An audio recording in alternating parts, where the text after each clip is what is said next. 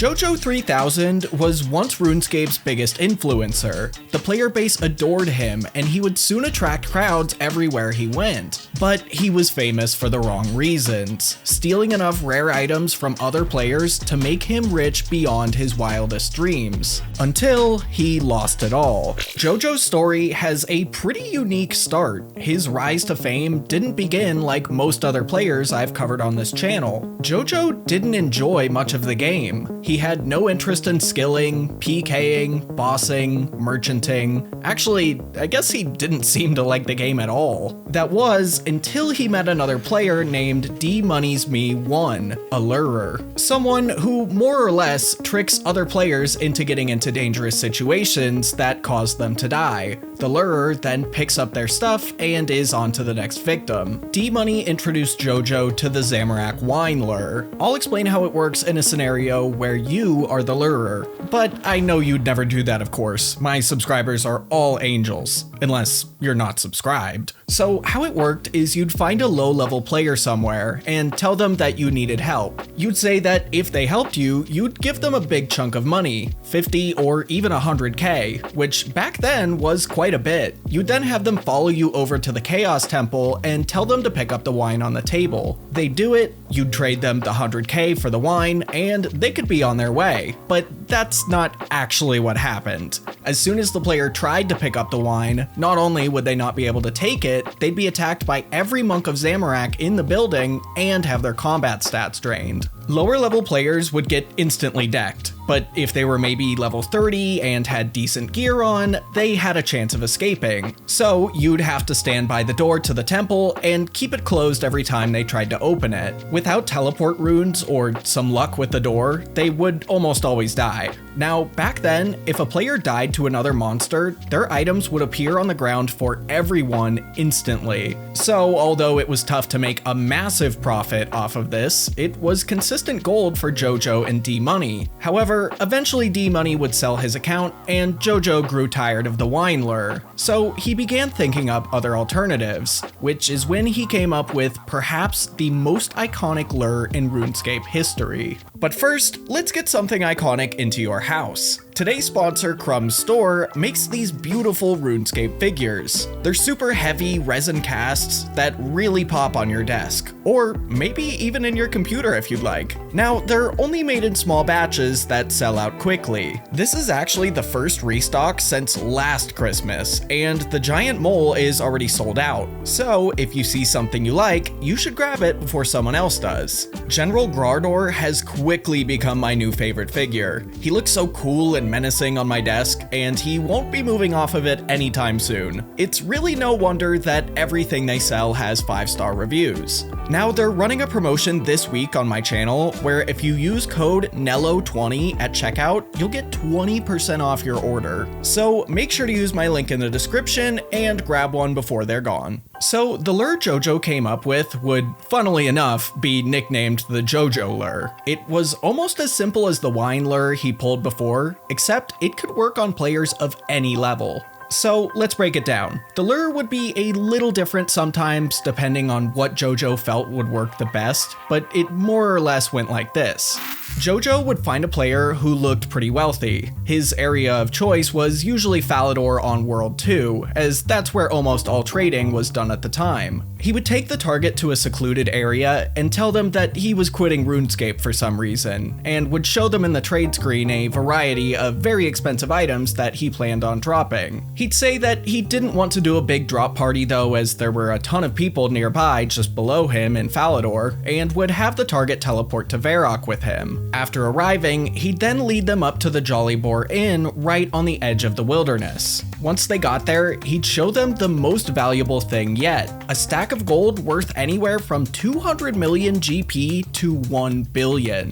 There's players today that have billions upon billions of GP, but back in 2006, having even 1 billion was absolutely unheard of. Nobody had that type of money. Now, here's where the trick would come in. He would drop the money on the floor as it wouldn't appear to other players for at least a minute. He would then stand under the player so that they didn't see him cast the High Alchemy spell on a rune Full Helm, which would give him 10k. He would then drop this stack of money a few tiles into the wilderness. He'd then go back for his big stack of money and wait for the 10,000 to appear to the target. Now, 10,000 GP and a billion GP actually look exactly the same on the ground, so the target would think that this rich guy just dropped all this cash on the floor, and all they would have to do is run a few tiles north and run right back. A lot of players didn't realize that they would be entering the wilderness, an area where you can be attacked by anyone as long as they're close in level to you. Even those that knew it was dangerous would take the risk, because the reward was so high. Little did they know, off in the distance, one of Jojo's friends was waiting to kill them. As soon as they grabbed the money, someone would cast an ice spell on them, freezing them in place. They'd then attack them until they died and pick up their loot. This lure was shockingly effective, and Jojo and his friends were quickly making absolute bank.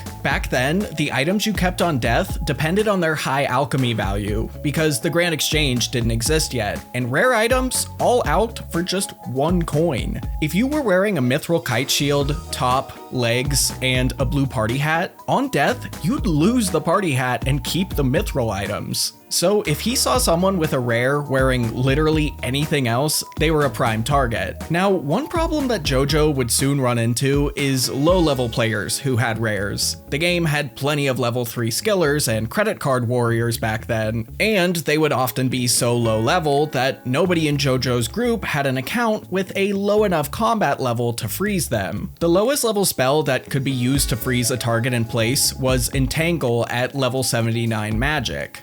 Even if he made an account and trained no other combat stats except for 79 magic, the account would still be level 41 combat, way too high level to attack, let's say, a level 30 in level 1 wilderness. So Jojo came up with a strategy that produced perhaps one of the craziest clips I've ever seen. He'd get a group of 20 or 30 players together and have them all just spam the target with low-level magic spells until they died. And it worked. It's super scummy, but it looks so cool. Now, I could talk about his successes all day, and I'll get to the big ones, but the failures are even more entertaining. For every lure that Jojo succeeded in, there were of course a handful of failures.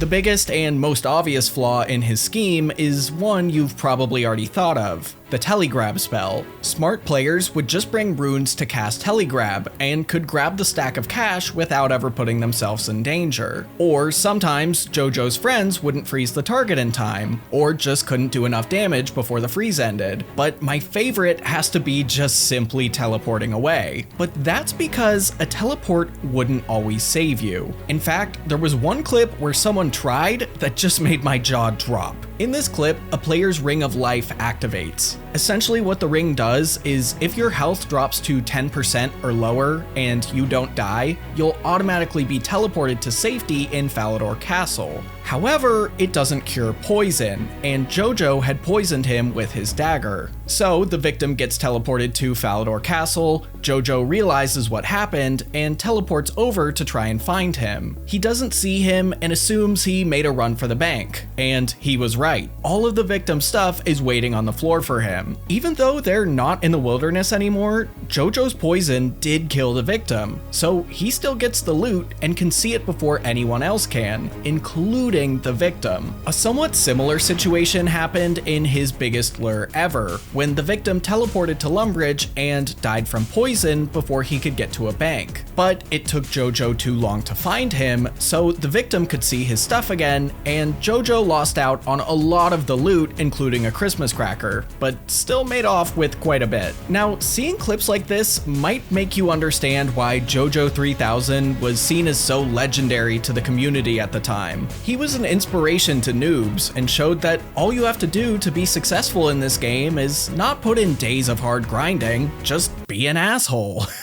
So yeah, Jojo was a scumbag, but he was creating content that at the time had never been done before and is honestly still very entertaining. As far as I can find, he actually never even uploaded his videos to YouTube. All of the ones on here today are re-uploads. The The peak of his popularity was sort of right before YouTube took off, so they were all mainly posted on RuneScape forums where players would absolutely eat them up. He earned so much from luring that he'd even host drop parties to give back to his fans on these forums. In fact, he was so rich that there was even a rumor floating around that he once dropped 33 rares on the ground with nobody there and let them despawn just to show how wealthy he was.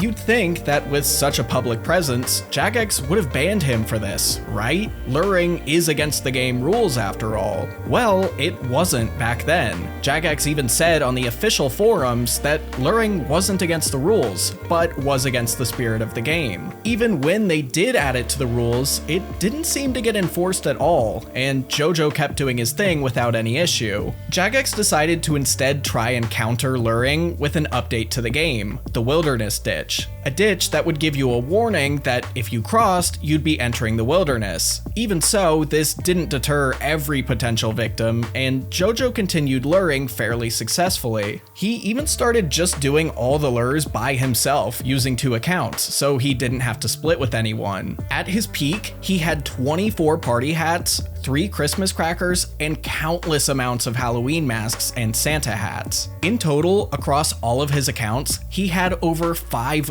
billion GP, an absolutely unreal number for 2007. He had so much that he began trying to real-world trade it. Although he denied it at first, saying he had just loaned the money to friends, he later admitted that he was able to sell about 1 billion GP for $1,200 before he got caught and had all of his accounts banned. What ultimately led to the end of his career wasn't getting banned though. He could just make a new account and keep doing the same scam. Instead, it was when Jagex decided to end real-world trading and luring for good by making the wilderness a safe zone and imposing trade limits in late 2007. Although the wilderness would return a few years later, and along with it, many Jojo copycats, there's no evidence out there on if Jojo himself ever returned, and like many early famous players, has become a ghost on the internet. In the end, he did say that he felt really bad about all the people he lured and that if he could take it back, he would. But unfortunately for him and all of the kids he certainly made cry, that's not possible. Now, if you thought the clips in this video were crazy, you need to see the video on the right. It's all about how RuneScape's biggest riot turned into its biggest lure ever, and the clips will blow your mind.